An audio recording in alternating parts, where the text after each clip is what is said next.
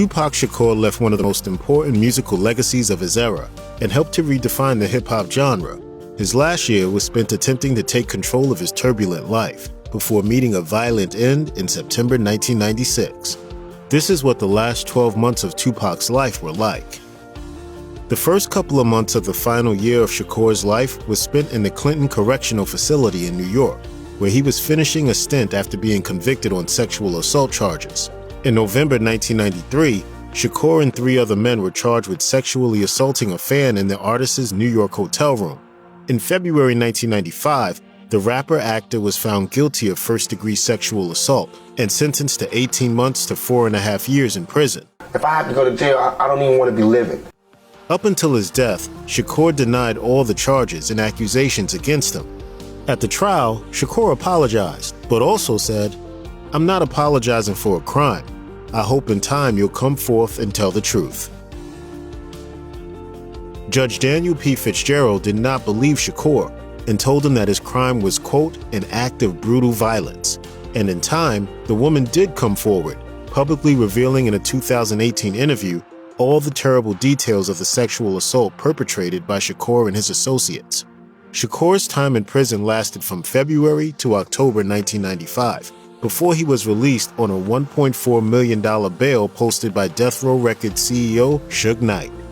Despite being convicted of sexual assault on a female fan and being in prison for a lot of 1995, Tupac's relationship with his girlfriend Keisha Morris continued. Tupac and Morris met in June 1994 at a Chippendales club, and the night ended with the pair dancing and exchanging numbers. You'd expect that the pair's relationship would hit a snag when Shakur was sent to prison, but during that time, Shakur became more reliant on Morris. He asked her to take care of all his finances. As Morris later recalled in an interview, "Tupac asked me to handle all of his business because he wanted me to represent him. He felt it would be better and easier if I were married to him. I was kinda hesitant, but I agreed."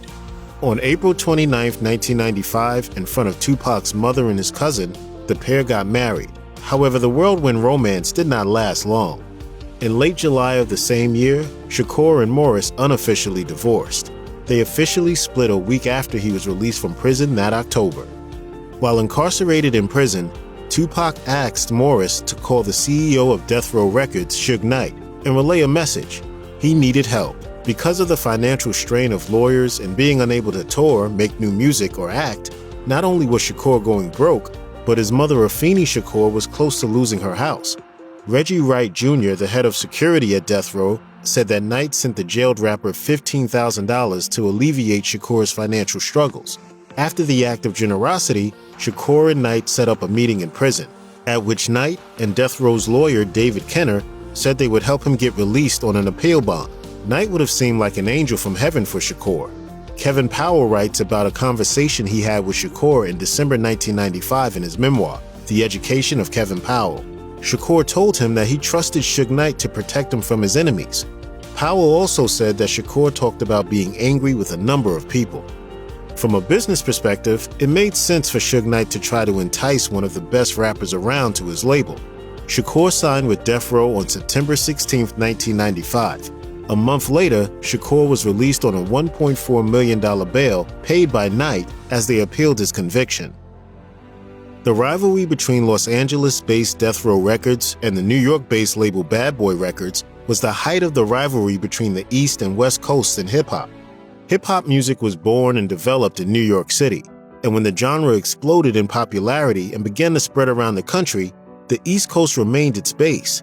However, West Coast performers felt that their music was ignored and downplayed on New York radio, while East Coast performers felt the same way on the West Coast. Suge Knight both unintentionally and intentionally threw gasoline on this fire. First, with the unprecedented success of his Death Row Records, the center of hip-hop shifted from New York to California. The company's first 2 albums, Dr. Dre's The Chronic and Snoop Doggy Dogg's Doggy Style, sold more than 13 million copies. Knight intentionally stroked the flames at the 1995 Source Awards that August, when he took some not-so-subtle shots at Bad Boy Records CEO Sean Puffy Combs. Thus, when Shakur stepped out of jail to join Death Row Records, he immediately became a target in the ongoing feud. The final 12 months of Tupac's life were marked with several feuds, with his beef with the notorious B.I.G., born Christopher Wallace, the most well-known. His disputes extended to several rappers from the East Coast, as well as an influential politician and a former death row colleague. Tupac's feud with his former friend Wallace began when Shakur was shot at Quad Studios in November 1994. He believed that Wallace and Sean Combs, who were in the studio at the time, were responsible for the shooting. Both Combs and Wallace denied the accusations, but that didn't stop Shakur from claiming to sleep with Wallace's wife, singer Faith Evans, which she denied, and releasing the diss track Hit 'Em Up, which called out Wallace and Combs. Other New York MCs that Tupac had beefs with included Mobb Deep, Nas, the Fugees, and Jay-Z. Even Dr. Dre, who produced Tupac's hit song California Love 2 months after he left prison and helped establish Death Row with Suge Knight, was in Shakur's scope after leaving the label in March 1996. 2 songs he released in 1996, including How Do You Want It, attacked Congresswoman C. Dolores Tucker, who had launched a campaign against gangsta rap and the labels producing the music. Shakur's attacks against the Congresswoman ultimately led to a $10 million lawsuit against his estate. Almost immediately upon being bailed out of prison by Suge Knight and signing a 3-album deal with Death Row Records, Tupac recorded his first album at his new Death Row home.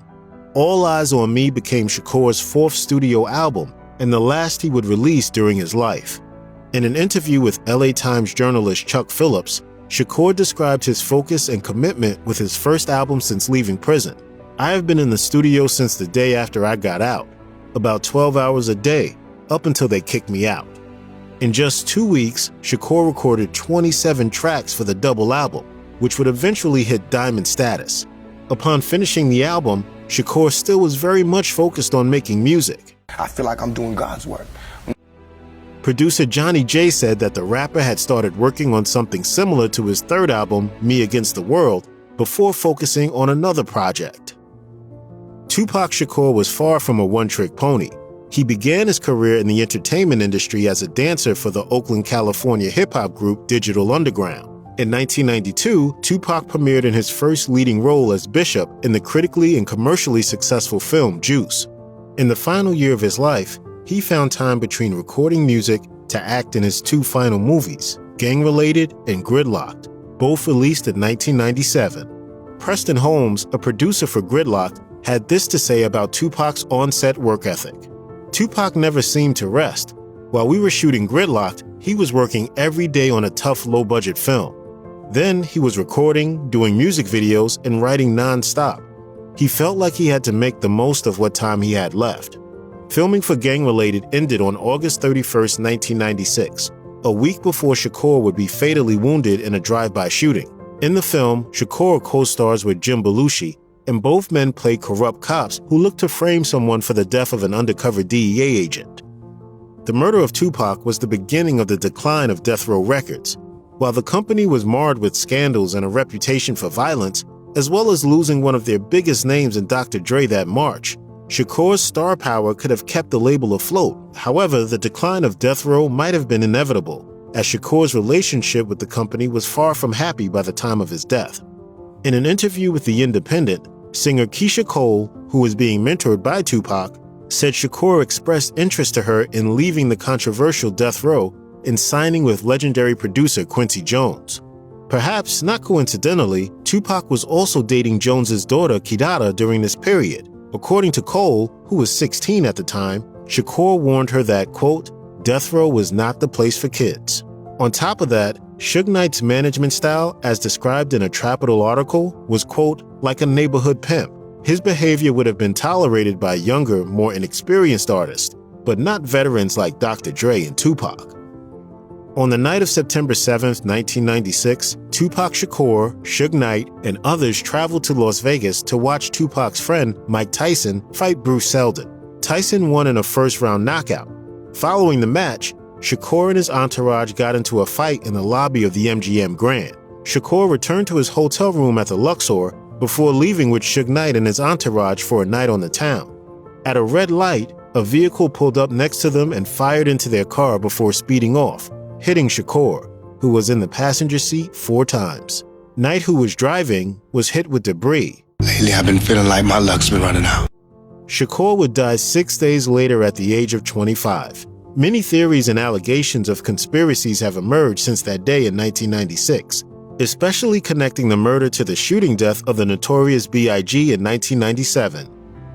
In August 1996, Tupac returned to the studio to record the second of his contracted 3 albums for Death Row. The album, The Don Killuminati, The 7-Day Theory, was released on November 5th, 2 months after his murder. The album also led to theories that Shakur faked his death and is still alive. According to the source, the album was highly influenced by the Italian philosopher and writer Niccolò Machiavelli, who is also believed to have faked his own death. Tupac dons the name Machiavelli for the album, which was much darker and more focused on death than his previous album with Death Row. The last 12 months of Tupac Shakur's life were marred with controversy. Still, Shakur was able to fulfill his dreams as a multi-talented artist. 6 months following his death, his coastal rival and former friend, the Notorious B.I.G., would die in a similar drive-by shooting in Los Angeles, marking the end of the East-West rivalry and closing a tragic chapter in the history of hip-hop.